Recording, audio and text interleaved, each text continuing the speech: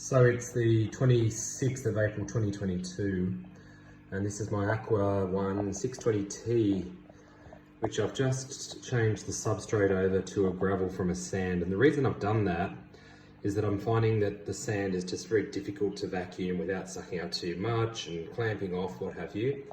I've also introduced 100% real plants into the tank, which I'm just loving. This is probably the best that the tank has ever looked, I think. I've got a variety of community fish, as you can see, cardinal tetras, a couple of angels, some mollies, some bristle-nosed cats, glow light tetras, what else have I got in there? Some Congo tetras, a couple of guppies, some Julii catfish, some black mollies there that you can see, and also recently, which you can't see at the moment, are some peppermint plecos. They're in there somewhere, but they're quite small. I just picked them up on the weekend at the Newtown Aquarium in Sydney. But another big thing that I've done now today is I have introduced CO2 to the tank.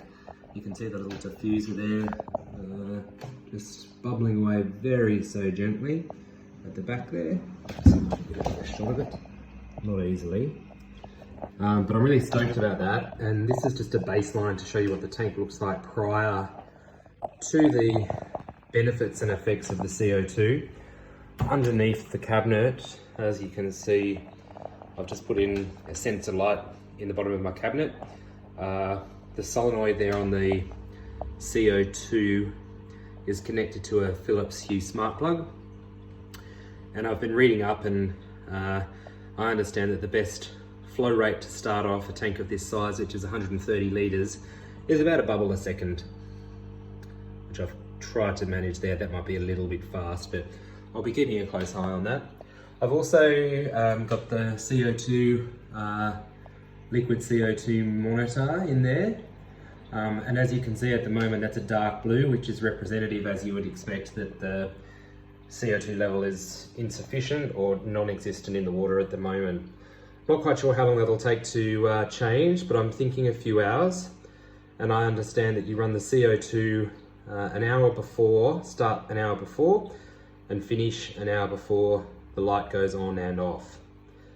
So it'll be interesting to see. If you've got any questions, please add them.